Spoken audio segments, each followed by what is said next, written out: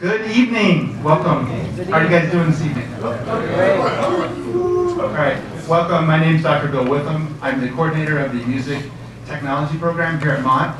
And on behalf of all of us, I want to welcome you to come out for our first ever Voices from Flint concert event. I want to say just a couple words this evening about the project itself and sort of how it came about, and then we'll get into the music, which is what everyone really came for. We have a program that's about 4 years old, and because of the nature of what we do, there's not a lot of visibility for it. The students often spend time in recording studios or in our lab, and they're often staring into a computer screen in closed off rooms, so there's not a lot of way to connect with. Sometimes they work with each other, but we don't have a lot of ways to connect with the community. So I really wanted to sort of stretch our capabilities and try something new. And one way I thought we could do that was to work with our experiential learning department, which is led by Deborah Gibbous. And I thought, you know, we can't record people. That's normally one of the things we do. We can't find businesses and write jingles for them because that's what professionals are already doing in the community. But one thing we could do is we could talk to people, we could interview them, we could record that, and we could bring that back, and we could create some music to go along with that. So I thought, let's do this. And the students might actually learn something because they're going to go outside of our campus environment, and they're going to be able to talk to people that they've never met, and they're going to hear maybe a different perspective than anything they've ever heard before. And I thought there was a lot of value in that. But it would also be something new for us to, again, create a little bit of visibility as to what we do, and to bring all of you here. So that part was successful. The fact that I had to just go get a bunch of extra chairs confirms that. So anyway, thank you again for all your patience with that. But I'm really excited about it because, like I mentioned, it does give our students a chance to connect with people. And there was a lot of interesting elements to the project. For example, a lot of students were even like, what's this supposed to sound like? And I say, well, okay, so we're going to interview someone. That's kind of like journalism. We're going to record that interview, but then it's going to shift from journalism to more of a creative side, more artistic. That way, no two songs were going to be alike. Sometimes, even in my interacting with the agencies, and I'll talk more about that in just a second, they were curious, what's this going to sound like? And I would say it's up to the individual student. Again, no two would be alike. And to me, that creative freedom was really valuable. The one consistent through line was that every song does tell a person's story. How the student decided to do that was creatively up to them. And I was really thrilled just to kind of watch these projects develop, to be able to offer a little bit of guidance. But mostly, I was out of the way while the students sort of created and nurtured these products, or projects rather.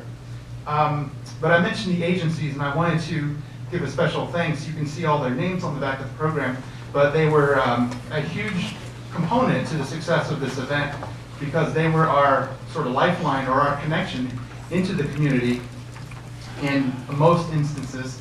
And it was a wonderful experience to kind of reach out for me and to kind of work with Deborah to connect with them and to, in some ways, again, let the students be made aware that there's people that have been through some struggle, that have had maybe a rough go at it. And the students, I wanted to encourage them in the work you're going to create. It's not so much about this person's had a rough go, let's just exploit that. It's going to be, part of it is letting everybody else know about this, so we're going to shine a light on it.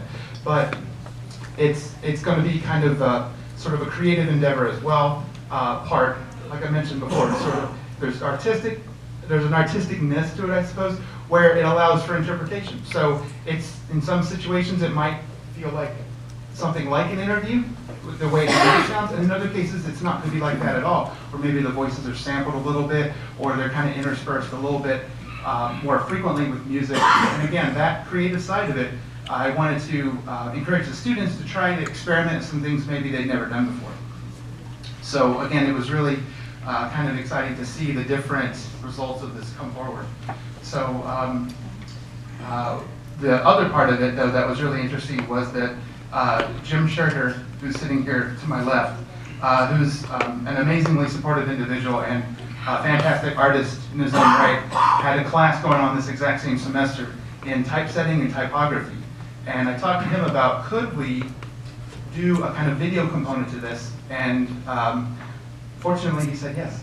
And so his students, and I'll let him talk a little bit about this, but his students in his class were able to take the music and the words that my students created and to create a kind of a visual component or a visual accompaniment to it.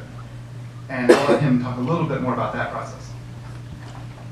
Yeah, so I think what Bill is saying is that, yeah, my typography and type design students, this is like a 100 level class for them. It's what we consider a foundation course in our graphic design program.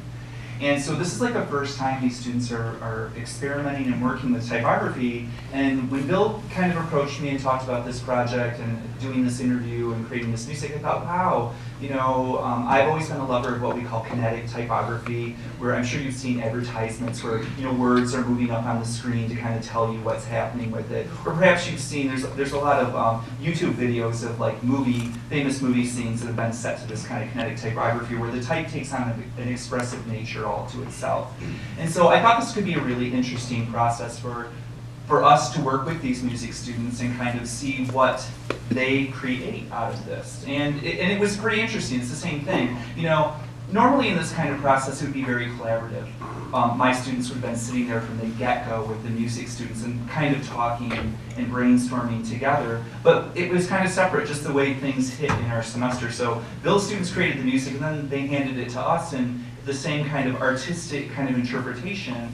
We had the music, we heard what the words were being spoken, and the students kind of just ran with that and came up with their own kind of visuals, the way that type was treated. And I think there's some very interesting things that you're going to see tonight. So yeah, there's that. Because also of the freshness of some of these video files, if there's any technical difficulties, that we will just simply stop that and play the music and just ask you to close your eyes and imagine a visual to go along with it. That's just a disclaimer though, that probably won't happen. But if it does, we'll be ready for it. I have backup defects. Okay. We're ready to go if we need to, so. Okay, good. We have backup interpreter again. Okay, good. So again, thank all of you for coming out. This is, like I said, it's kind of a big event for us and for our program. I want to thank again Jim, I want to thank Deborah for all her help, and of course I want to thank the agencies for their support in connecting with the community. And without further ado, I would like to present Jason Jones, who has the first song, I Like Your Voice.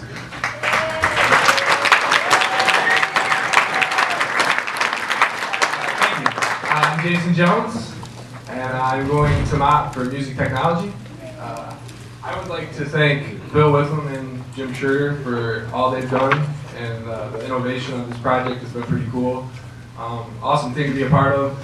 I would like to thank all the agencies, but Salvation Army in particular.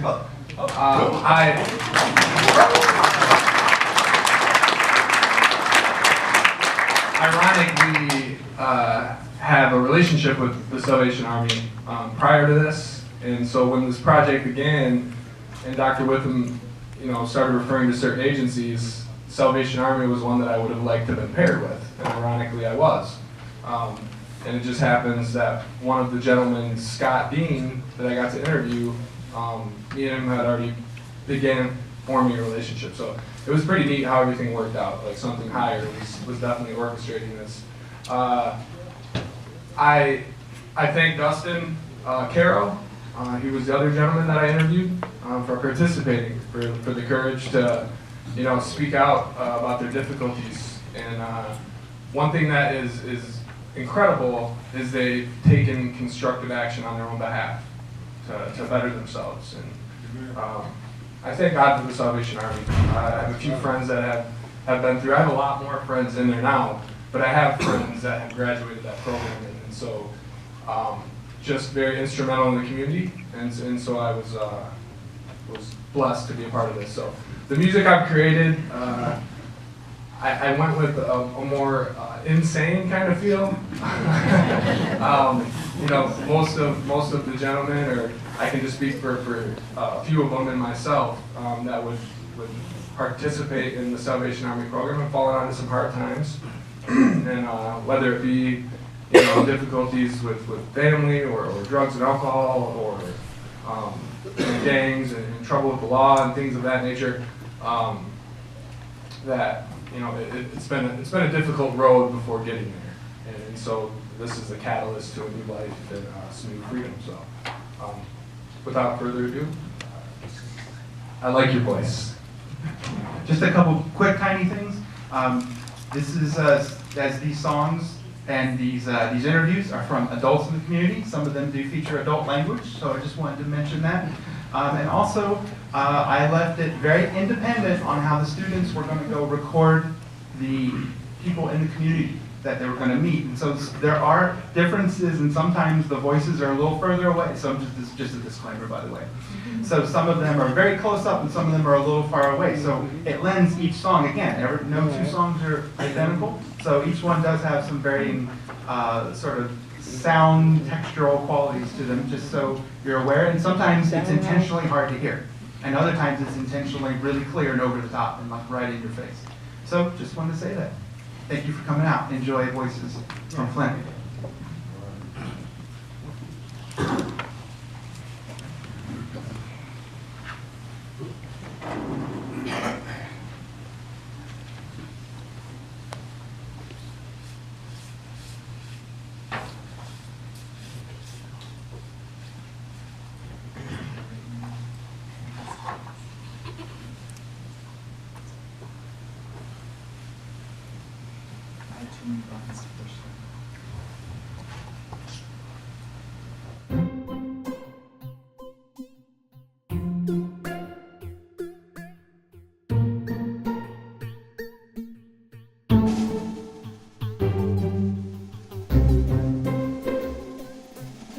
Started off having fun, partying, became more of a problem drinking, led me to a lot of DUIs, started getting in trouble, it really was a problem, crashed my truck. Got involved with gangs at a young age, strung out at a young age, the drugs, the gang. Definitely drug use, addiction. Once it grabs a hold of you, it's a wrap. Drifted off, slipped away, put limits on myself. All these problems piled up. It may be fun at the beginning, it's not always fun. It takes the best of us. It was a hard road. How I ended up where I am now. Got myself into the Salvation Army. Start trying to find God in my life. Get in the Word, meditate, practice all those things. Absolutely willing to get a sponsor, willing to try everything that I needed to do. Things started changing for me. Things started changing for me.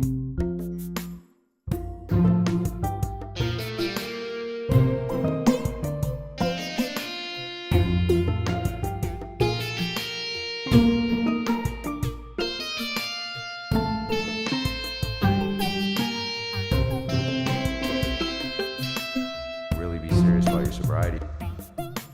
You'll get there. Motivated. Be yourself. Reach out. The right help.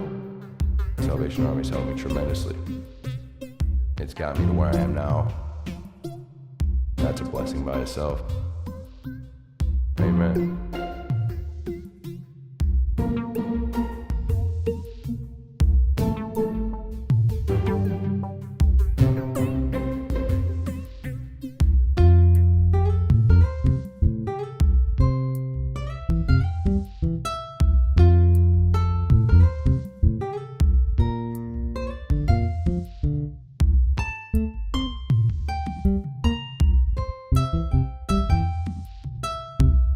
Through what you go through. Salvation Army is the only rehabilitation center I've been to. To thy own self be true. Amen.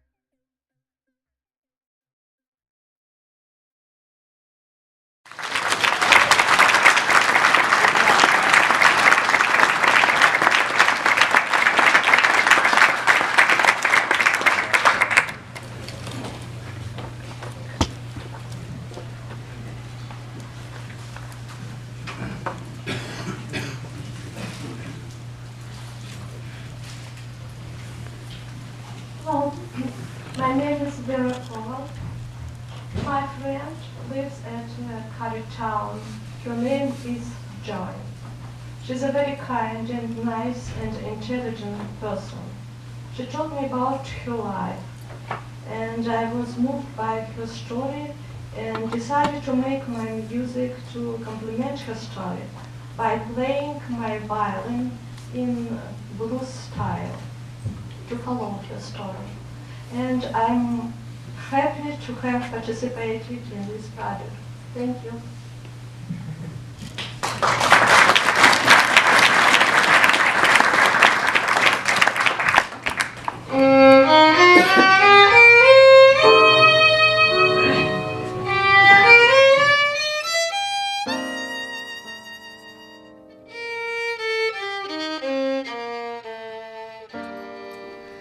I lived in Flint from the age of 5 years old in foster care, and I moved from Detroit, Michigan, came to Flint when I was 5 years old. I've been here for a very long time. It was very frightening because I was youngest, the baby of 4 children. My older sister and 2 brothers were in Detroit, Michigan. Because my mom was an alcoholic drug addict, I never knew my father. So I came from a very dysfunctional home, but I was the one shipped to Flint, Michigan to try to have a better life.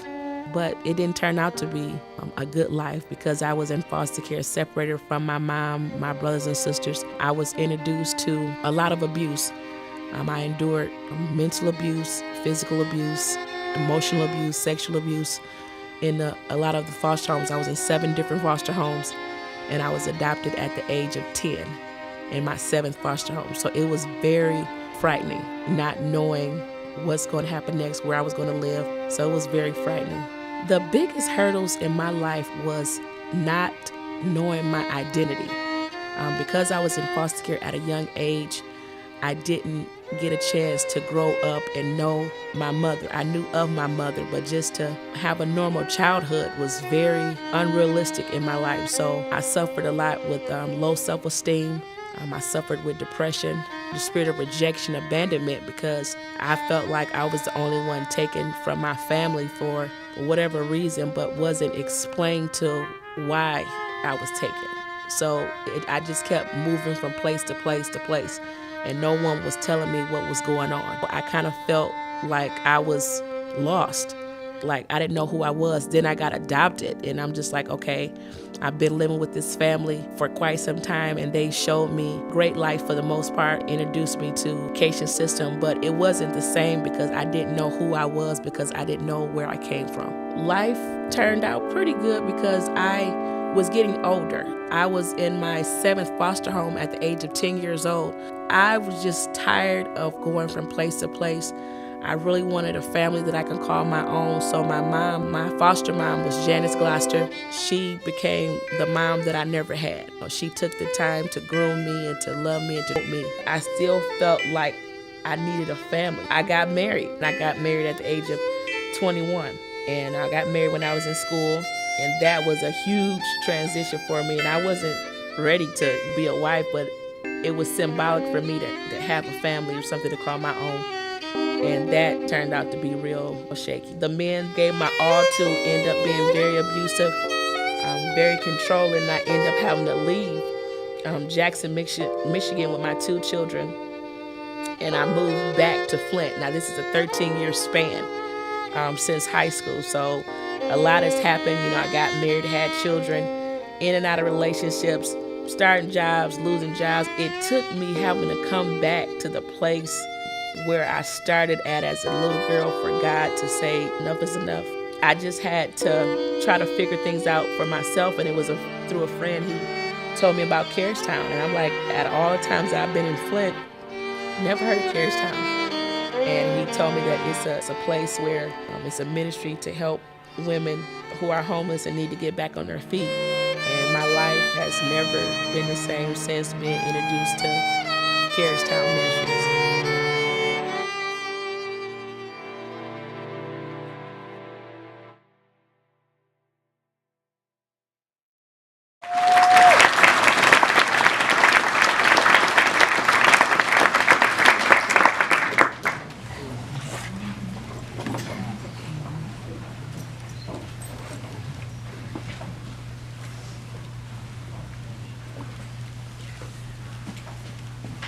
Hello. My name is Jay James, and I interviewed 4 very different people at the Salvation Army, and it was very humbling and made me feel, I don't know, like I grew just walking out of there. But from the 4 people that I interviewed, even though they were incredibly different, they all gave me the same feeling of hope, and hopefully the music will make you feel that too. I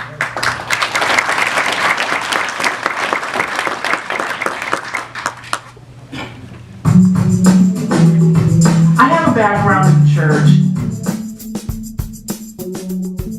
We're Salvationists. Everyone has their issues. I was pretty jaded back then. Well, I'd put myself through a lot. It's working.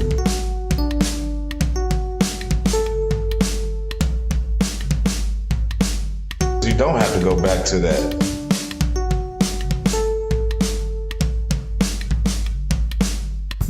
The hope and belief has come full circle.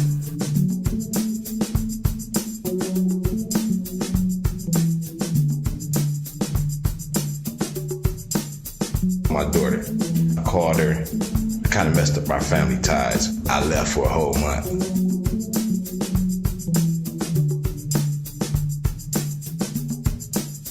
I made her feel really bad, you know, and I wanted to change that.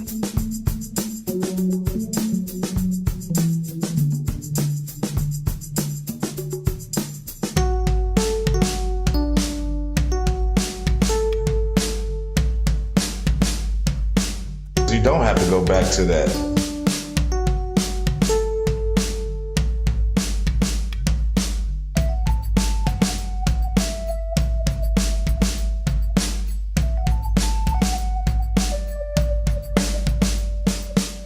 The hope and belief has come full circle.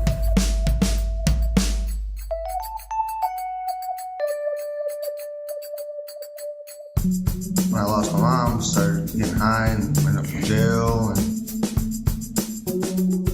this time doing the program. It's working.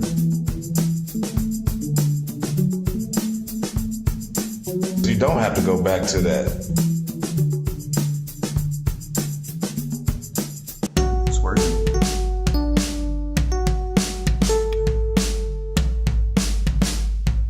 You don't have to go back to that.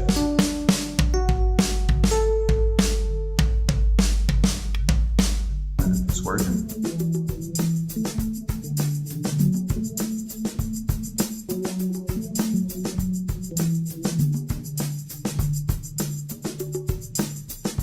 I had a real bad overdose, nearly killed me. I had to have a breathing tube and a feeding tube, had to get a trach, liver failure, kidney failure, and I wear leg brace because of it. You don't have to go back to that.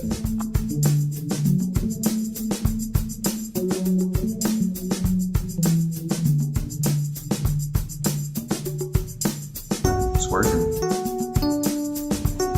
It's a daily reminder that God's got something really strong for me. He's got a purpose in my life, and I need to find what it is.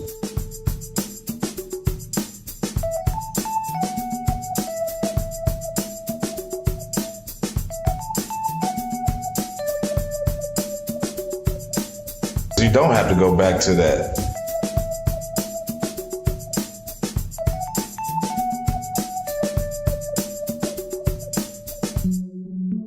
That void, he tried to fill it, I think of it personally, in the shape of a cross, you know? And you can dump cocaine in there, but that cocaine's gonna go away. Right. You can stuff it with weed or whatever, cigarettes, sex, whatever. You know, it's gonna fade away. Yeah. If you put the cross in there, it's gonna complete you.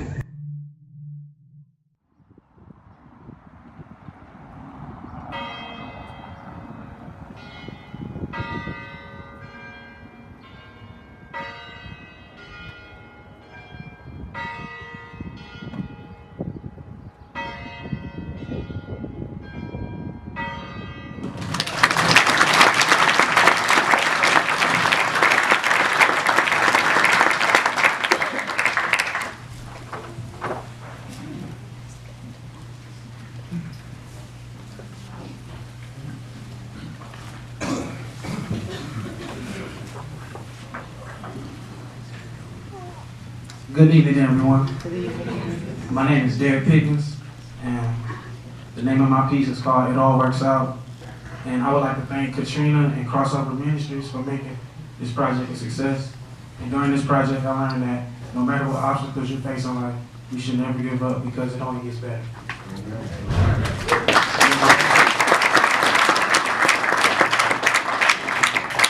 Now, I want to say thank y'all for coming out, and I hope you enjoy.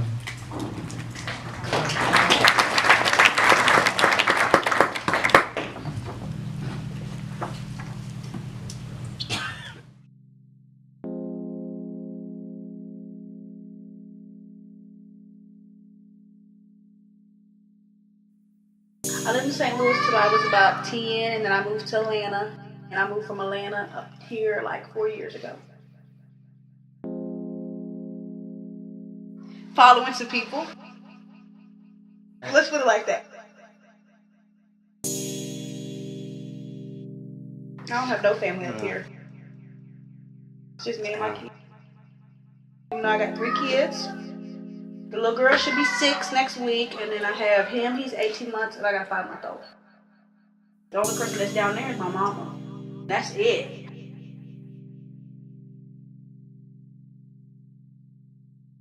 I have a daughter that's down there too, but I lost custody of her, so my mama has her.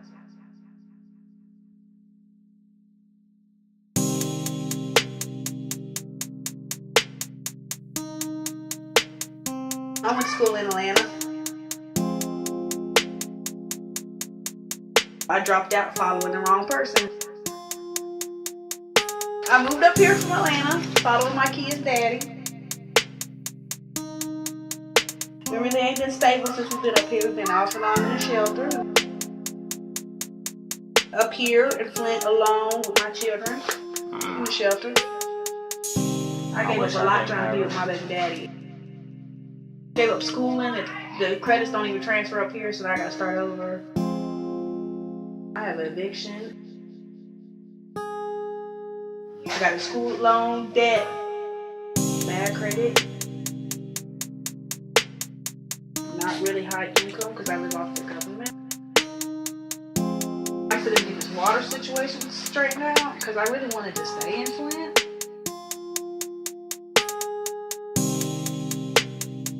Two years ago, I was in the hospital for a week and a half because of the water. I mean, my son, he's 5 months. I don't even give him bath and bathtub. I boil water, straight out. Yeah. A lot of water. And then he was sick when he was born. He had meningitis. He was in the hospital for a week.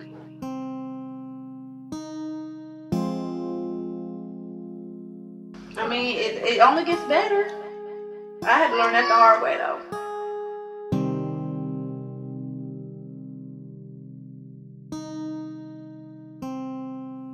I got people up here that's not even kin to me or my children that help me quicker than people that are kin to me.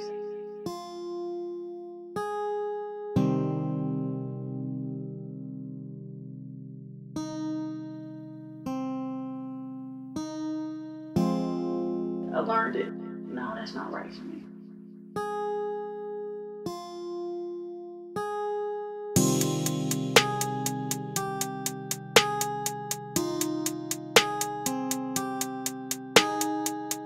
And people ask me, like, why are you up here? I'm trying to go to school so I can get a better education so I can support them, so we can move out of Flint.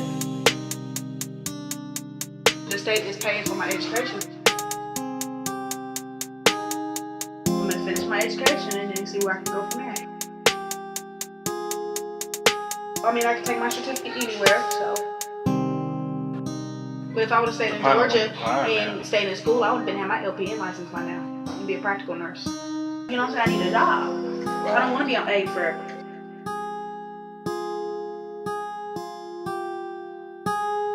Yeah, there's a lot I do different, but I wouldn't have my kids. At the end of the day, it all works out. All right.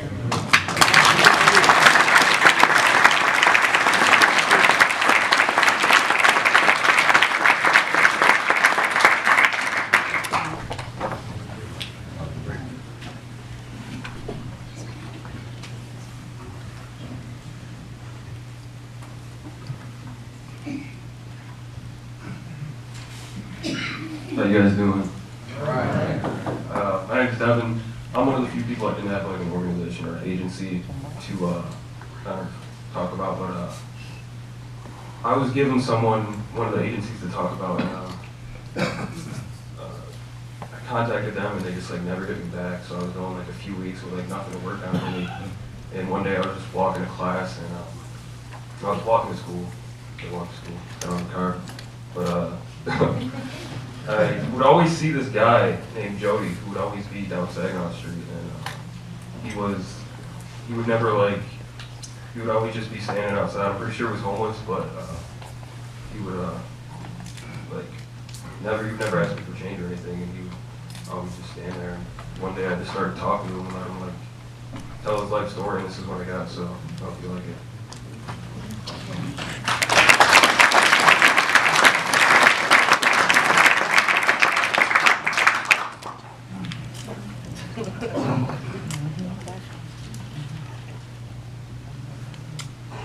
Nothing like getting up early in the morning, man, and getting out and knowing you about to do what's right. This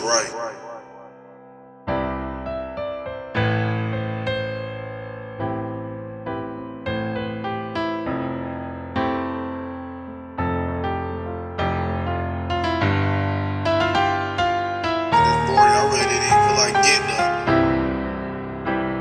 Lay in bed, turn on the jazz. Really wasn't flowing fucking this morning. I turned it back off, just sitting there like, damn, I don't want to fucking move today. I don't want to brush my teeth, wash my face. I did none of that shit this morning. I made it all the way where I was supposed to be, because I'm not going to walk back. Gotta keep moving forward.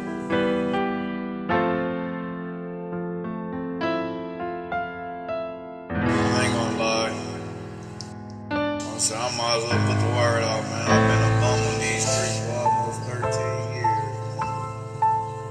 Real shit. You know, it's a harsh word, but yeah, it's true though. Been a bum for 13 years, man. 33 years old. Every day as a motherfucking bum, I feel like I just stepped out of motherfucking jail. Like every fucking day.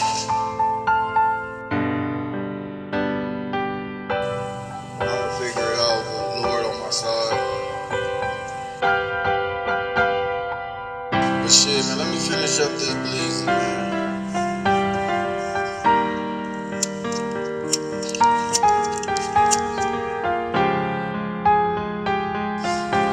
Ain't no future in my friend. It's hard for me to get stable. A lot of trouble with voices and shit.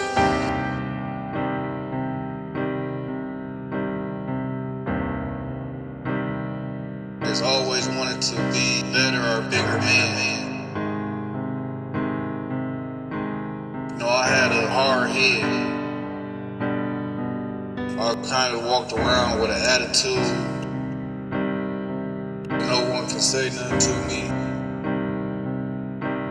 Y'all ain't shit type of attitude. You know what I'm saying? They tried to hurt me inside.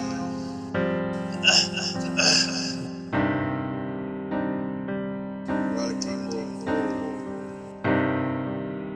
Not gonna walk back. Man, I kinda woke up a little bit. But now I notice, you know, now that I'm hitting 33 and it's been 13 years, I notice now that people that I was saying mean things to and all the stuff that I was doing, I notice now that they was regular. It wasn't that I wasn't communicating. It was my attitude. Just let you know it's hard out here. But I believe I changed my values in every type of way. Like every day I take a step, I hope my it's definitely way much wider, longer, strong.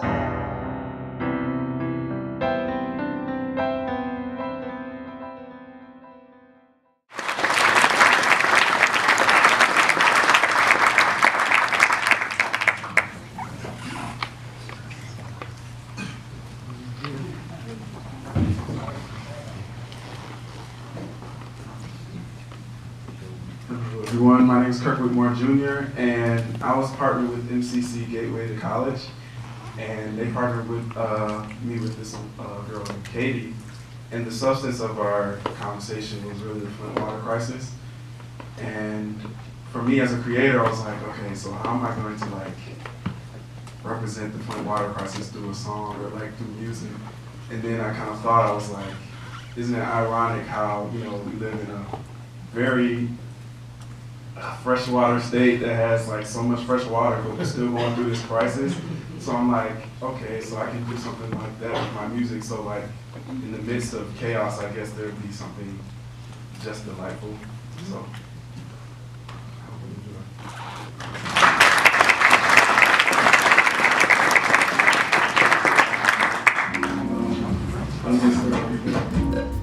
I was born in Flint at St. Joe's Hospital that's no longer there. I think it has a lot of old culture, which is sadly dying out. But I think the old culture in Flint is interesting. We do a lot of the art festivals and stuff. It's a great event. Like, people come from all over the state to go to it. So it brings a lot of people into Flint. Rick Snyder telling the truth about the Flint water crisis, and was he withholding critical information about lead testing in Flint schools last fall? Well, today the governor says no way, but newly obtained email suggests otherwise.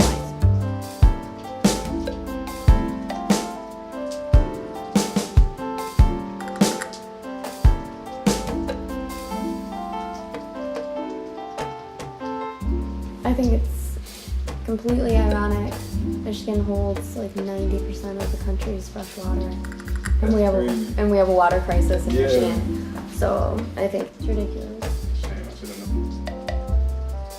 Had a state of emergency for a long time now. We're like 3 years in, over 3 years.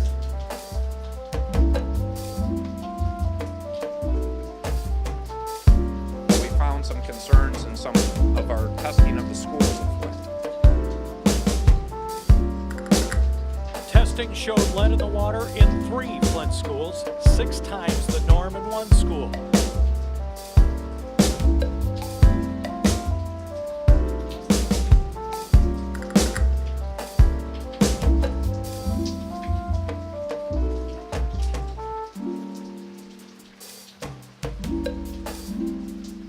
I think the water being discolored and having like residual flakes of deposits in it is true.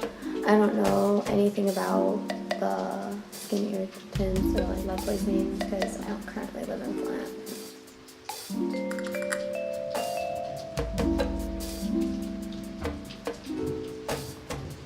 No, that was absolutely inaccurate, what was reported. And again, in terms of making allegations along those lines, I didn't delay anything. Only on 7, the top elected official in Flint, Genesee County, responding with this. I say he's wrong based on what he said, based on what I have in my hand. He is wrong.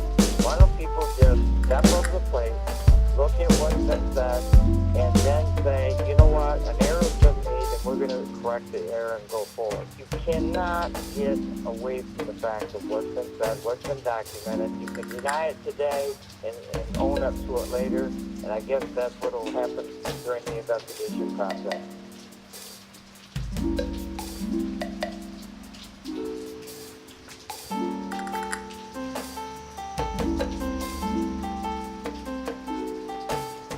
I think Mott's a great school and it's located in Flint.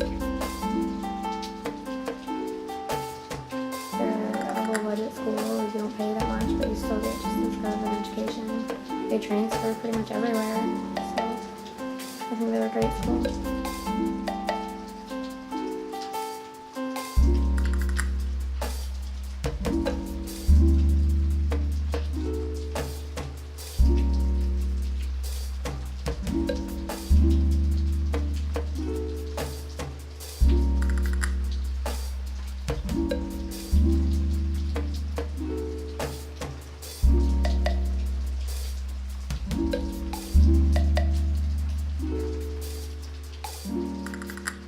Both my parents are from Flint. They both grew up in Flint and graduated from Flint schools. What do we want?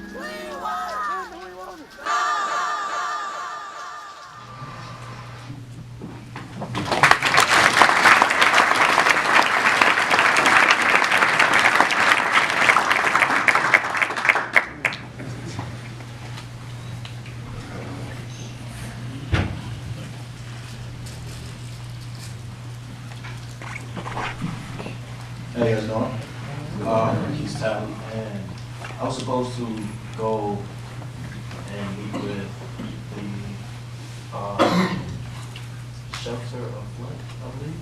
And I met with them thanks to Liz Rudiger. She was amazing to set up the meetings and stuff, but due to some complications, I had to interview someone who I knew, which was my girlfriend. She went through some stuff that I knew about a while ago, and I thought that it would be cool to interview her, even though I know that she probably didn't like it because it's kind of a heavy thing. It's like really one of those things that you have to sit and think about, like, wow, that really happened.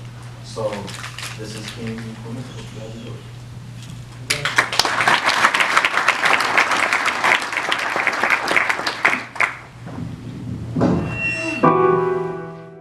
I lived in Flint for almost 20 years. My boyfriend tried to kill me and my little sister. We was arguing because I moved on and he didn't move on. He got onto my Facebook account, saw things that he didn't like, and he got very overprotective. Told me I was dead to him, and he came by my house, came in the house when I didn't tell him to come in. He threw me against the wall next to my door. He told me that he dealt with a lot of things and that I deserved him and I wasn't worth anything. He grabbed me by my neck.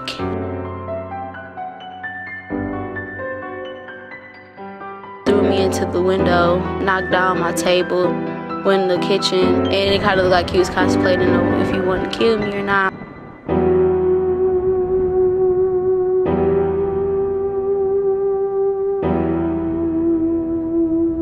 I put his name on a refrigerator with refrigerator magnets, so if he was to kill me and my little sister, somebody will know who it was. He tried to make me go up the stairs, and I wouldn't go up the stairs because I knew my little sister was up there. He grabbed me by my hair and dragged me up the stairs until I started crying and gave up.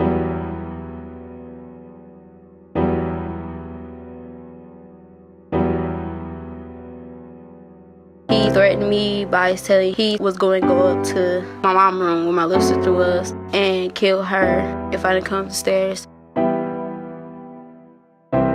He made me go in my room. He turned off the light. He turned off the TV.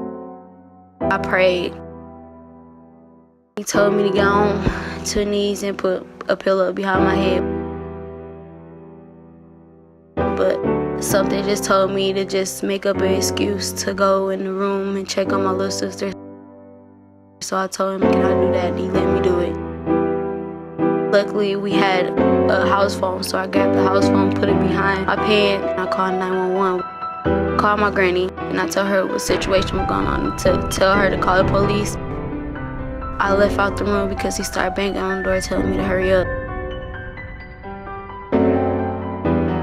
I got back on my knees and put the pillow back over my head. By the time he was about to put the gun on my head, I made another excuse to go back in my room to check on my little sister because I heard her crying. By that time, the police started banging on the door. He came in my room and was yelling in my face, telling me that I called the police on him and that if it was the police, I need to go downstairs and lie and tell them that it was just a misunderstanding. And the person left so he can get on to what he was doing. And that was the end. He got arrested.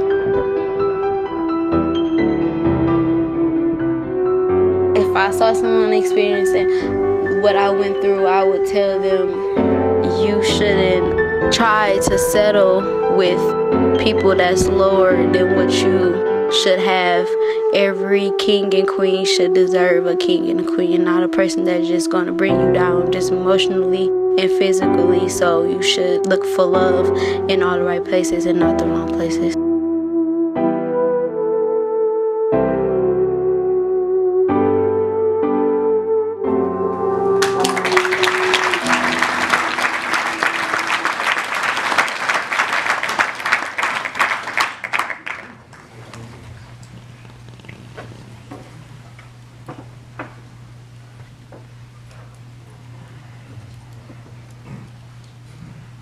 Good evening.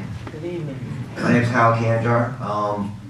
I had it was a great experience to be part of this project. I was hooked up with the Salvation Army, which pickups, because I was not aware of all the services and how far-reaching their services are in Flint and how they really impact and give people who needed a chance to change their life to the right course, I guess I could say. So, in my experience with the Salvation Army, I was in 2 different places. The first place was where they had a lot of food distribution to families in need, among all the other things. And the other place was a rehabilitation center, which was, and there I was able to meet a lot of gentlemen who were beneficiaries of the service. So compositionally, what I did here, I kind of split it up. For the first half is kind of real world reality stuff, the problems some of these individuals faced. And the second half is more of a call to arms. So I got my Salvation Army fatigues on, solidarity, I tried it. And so the first half is kind of dark, dreary. Second half, it's got a military march, kind of Salvation Army, kind of have an army like a snare drum and flute thing. And also I got some brass going on in there because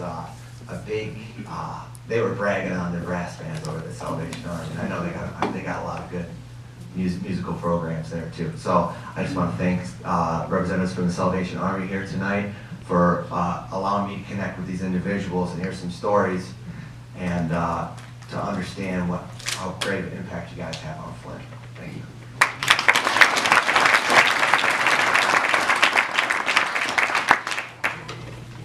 Welcome to the South.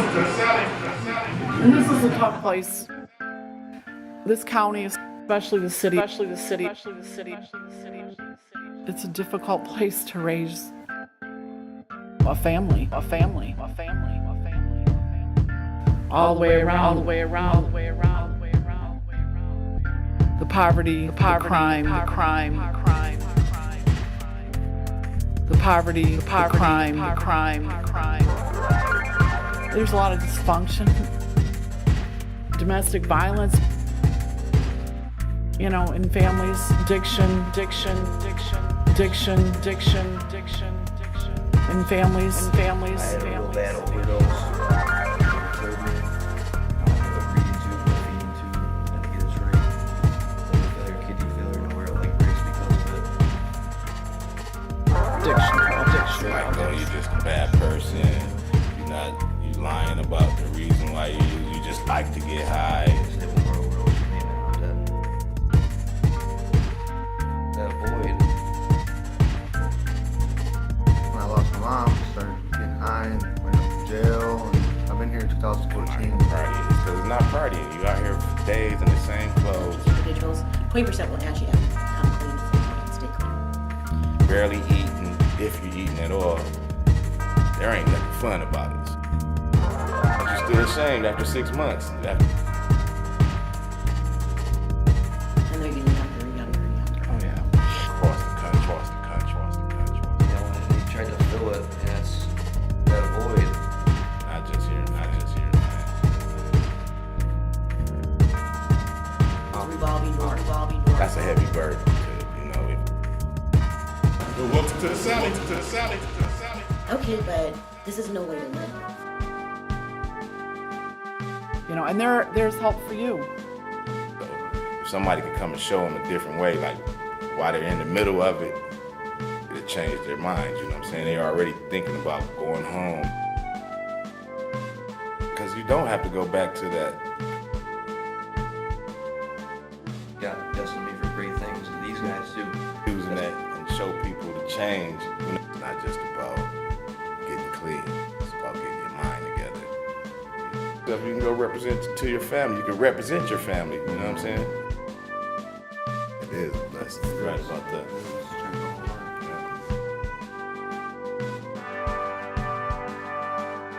Well, welcome to the Sally. It's a daily reminder that God's got something really strong for me.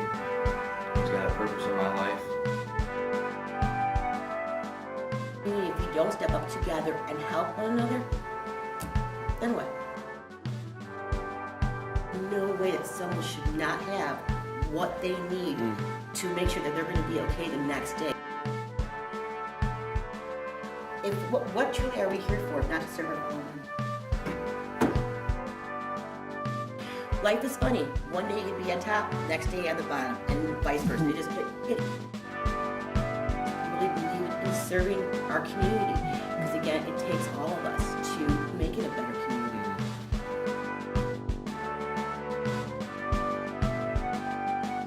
If I go back, I die.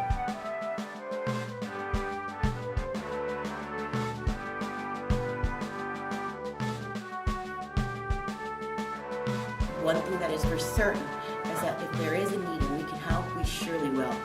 Always. Well, welcome to the Sally. To the Sally.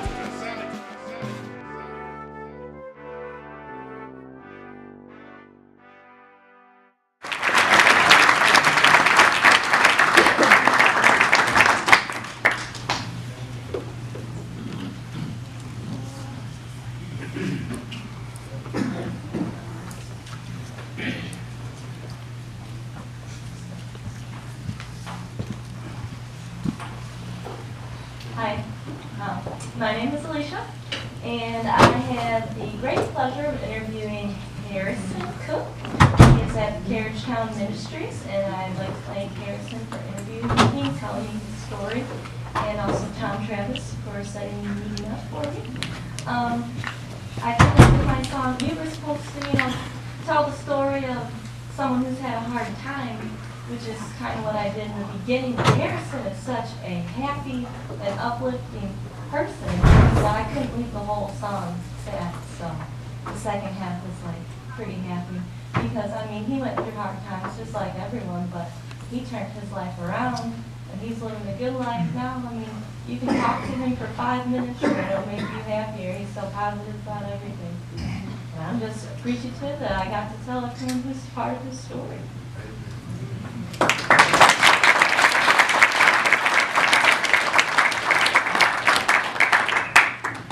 After I got married, I worked in General Motors. I did pretty good with my family. We had a place to stay, and I worked, and she worked, and we went through it. And in the process, I turned around, and I got up into a drug scene. It wasn't bad at first, but then it got sort of bad to the point where it entangled my family a little bit. She didn't get up into it, but then eventually she did. So we separated a little bit. But then after I backed up off of that, I left that. I give it up, I think it was the Lord touching on me. In the process, my boy ended up, he got killed. It happened, but I had a very bad attitude at that time. I was so bitter when I lost my son. And I got a lot of nephews, and they wanted to do things and retaliate, and I said, no, we're not going to do this. Let's come together and, be a family. But that night that it happened, for some reason or another, the Lord blessed me. He turned me around. He turned the anger into something different. I had a resolution with the Lord. He had been so good to me and done so many good things for me. Because like I say, in that process, every one of my grandkids have graduated. I got one that I just sent out of here, but he was into some things, and I knew if he stayed, he was going to end up like my son. So In the process department that I had a nice apartment. I told him, I said, well, you can go stay with your mother in North Carolina. I said, I'm going to give up the apartment. I could have went and stayed with him, but I said, no. I had promised God. I said, well, you show me the route that you want me to take. So I come down here to Carriagetown. And in the process, when I come down here, I met so many people that he showed me to meet that I lifted up encouragement, not only for myself, but other people, you know. And I think if you were to talk to some of the people that know me, they say I'm a good guy. But I want whatever to come out. It's been so good with my family to the point where I just want to see them just blossom. So in the process, all of them, you know, talk to me, happy birthday, but they want me to come away from the shelter to come stay with them. Do you want to? No. I mean, this is something that happened with God and myself. I prayed to God to do something that I need to do for him and myself to make myself better. I had some friends that said, I went and visited him a few days, yesterday rather, and they were telling me they just got the apartment over here. And they said, man, it's not that much, man. And you can pay this and you can come on in and we can all be together. I said, I come. I said, I promise God something. You know, I said, until he give it to me, I'll be where I'll be. You know, I want to clean up some of the things that I have did. And I believe that's one of the reasons that he put me here, because I have made some light shine on some other people. I'm thankful that someone was able to listen to my story, because I have been telling Tom that, you know, I had a testimony that I want to tell, you know, but certain times you don't tell it to everyone.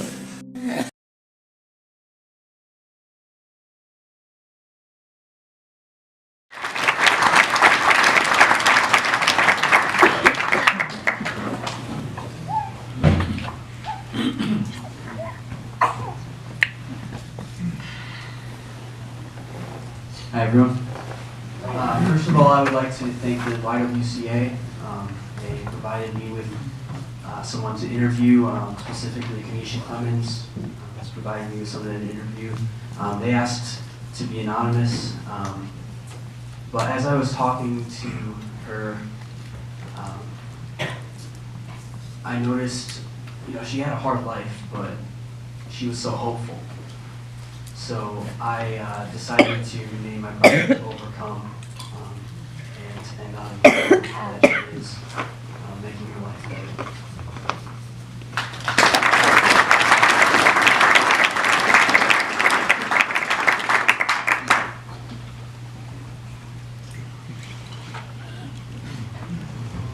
I grew up and my mother was a drug addict. My aunt ended up raping me.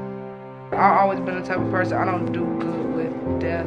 The most hardest thing to go through for anybody, whether it's a grandparent or a child or someone you were really close to. And I was very close to my grandfather, and he died in 2009. After that, I just kind of was in the street, getting into the wrong crowd. I met someone. He started a relationship. It became very violent. It was a struggle as far as being controlled, you know, told what to do, not to do, what to wear, what not to wear, where to go, where not to go. Mine was really, really severe. I had to be escorted different places by police, and, you know, someone always had to know about, you know, my smallest whereabouts, whether it was to the grocery store or 2 blocks away or outside this door. So it's like I always had somebody to fall back on growing up. My father, my grandfather, my grandmother, my aunt, and then to him. Now that I'm out here on my own completely, I have to fight on my own from nothing. For ahead of time, I always had something to fall back on, to not having that right now. Well, I just had an amputation. It took me out of my comfort zone of being able to do everyday tasks, dealing with my children. I dealt with my amputation because I used my kids as my motivation. Losing my grandfather, I will never overcome that. That's going to be an eternal desire to have him in my life. See, my grandfather, he was the greatest man that I ever known. So that was the hardest. I believe in conquering and having the courage to leave my abuser. After a while, I tried to hide my own self and create a barrier mentally, which didn't work, trying to run and things like that. But at this time, I'm sick of running because running has got me nowhere but being stuck in the same position of not having a secure and safe environment. What I'm looking for my future is having a stable house for me and my children, being able to put them in all extracurricular activities that I want to, as far as sports, I'm big on sports, karate, saving up money to actually let them experience other cultures, other, backgrounds as far as traveling. I would like to take them to Disneyland like every year if possible. I really have no limitations to what I will and won't do for my children. My children is my only focus from here on out. Sometimes it's never too much you could tell a person if you haven't never went through it. Domestic violence relationships are always on different levels, different situations, different circumstances. When you fed up, you fed up. There's only so much a person can take. Or if you feel like you're not being happy in your life, you're just trying to do whatever you think is your best way to change it.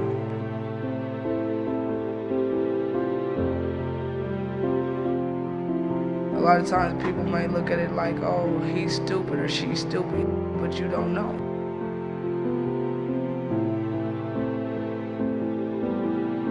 Everybody takes their own course of time, situations to overcome that.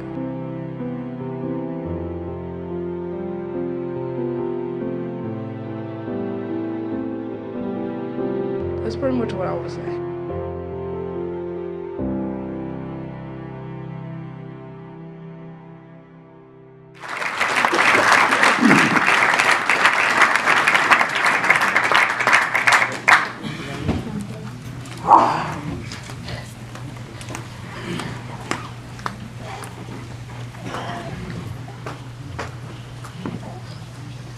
Hello.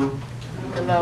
My name is Evan. I just want to start out by saying that's what music means to me. Music, it can do two things. It can either make you feel whatever emotion that is trying to be taken through the music, or it can take you away. And so with my music, I tried to do that. I tried to vary it up. You're going to have moments where you're going to hear her story, and you're going to feel that emotion that I'm trying to put, and then all of a sudden you're going to have some kind of change. So just be prepared for the unexpected. And the other thing I want to say is, I want to say thank you to Buffy for the interview, and for my girl for all the stuff she helped me out with through these semesters and stuff. I wouldn't be here right now currently doing this if it wasn't for her and it wasn't for my family and everything. So.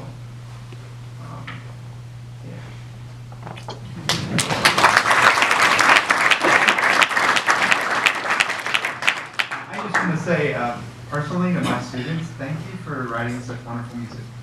I push you all semester, and I don't ever say it. It's like, well, okay, you gotta fix that. Nope, you need to quantize this. Nope, that can't get out of this room. It's just not ready, and thank you. You worked hard. It's been stressful. Still is. We've got one more week of classes. Still is stressful. I appreciate you sticking it out, working really hard. Thank you very much.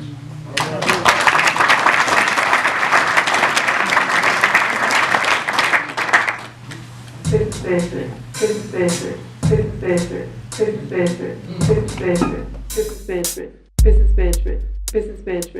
can sell it. Business management. Sell it. You can sell it. Business management. Sell it. You can sell it. Business management. Sell it. You can sell it. Business management. Sell it. I'm using it towards moving up, and I have. And eventually, I'm only 47 this year, so eventually I'd like to have my own part-time little bakery.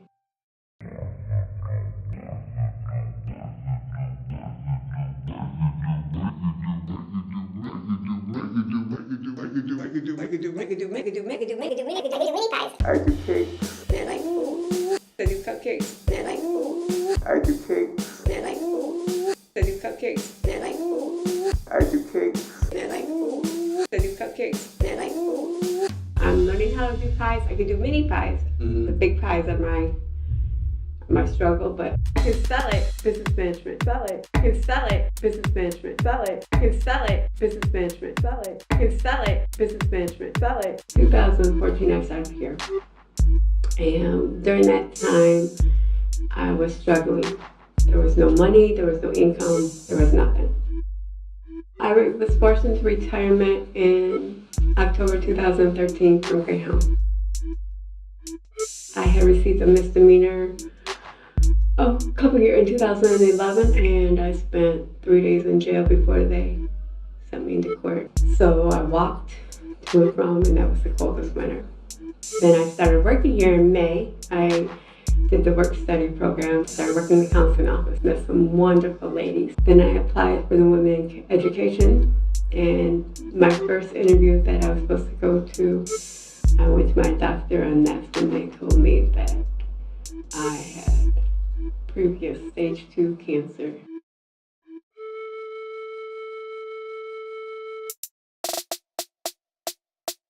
Ladies. Ladies. Ladies. Ladies. Ladies. Ladies. Ladies. Ladies.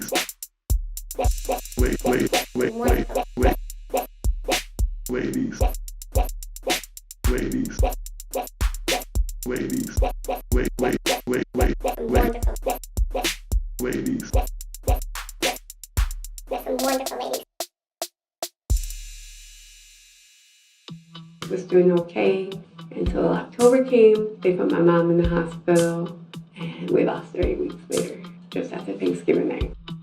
Then I had to go back to court, and the judge had decided at the end of July that I was going to do 90 days in county jail. And then I did my 90 days, and January came, and I was able to apply for graduation for April 2016. I graduated with honors, white course. Son is now a year away from getting his bachelor's. He's being transferred down to U.S. Central Florida University. He's got engaged this past February. I go from being forced into retirement, have to deal with my mom's death, 90 days in county jail. I have a son who's going to be graduating with a bachelor's. I'll be graduating soon with my bachelor's. My son, Ryan, was my strength. He would text me, "You can do this, Mom." No matter how many times I would say, "I hate this class.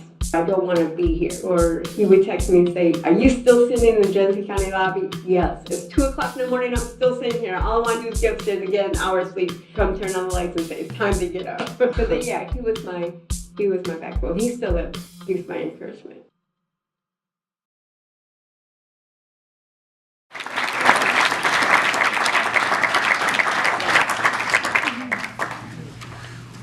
Could we give one more round of applause to the artists?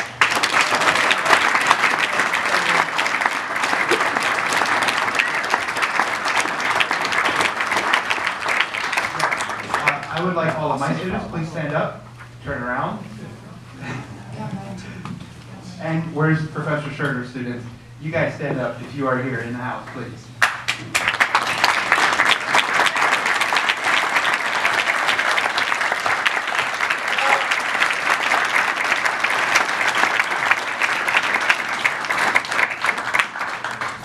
Again, I would like to thank my silent partner, Deborah Gibbous. She was, in many ways, the lifeblood of this, as she dealt with many things that I didn't have to as a result, and it reduced a lot of stress and made the project really come together. Thank you, Jim. Thank you, Deborah. I really appreciate it. I would also like to say, this could be the first part of something. If you see anything tonight and you feel moved, you feel inclined, I would welcome you. That you saw the table set up outside.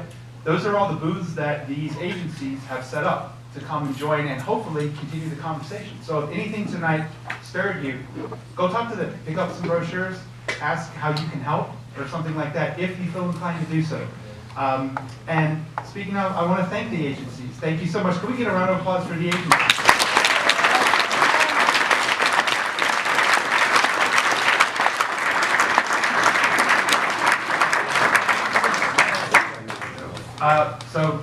That's everybody. I've named them all. Jim, Deborah, agencies. We're good. Thank you. Have a wonderful evening.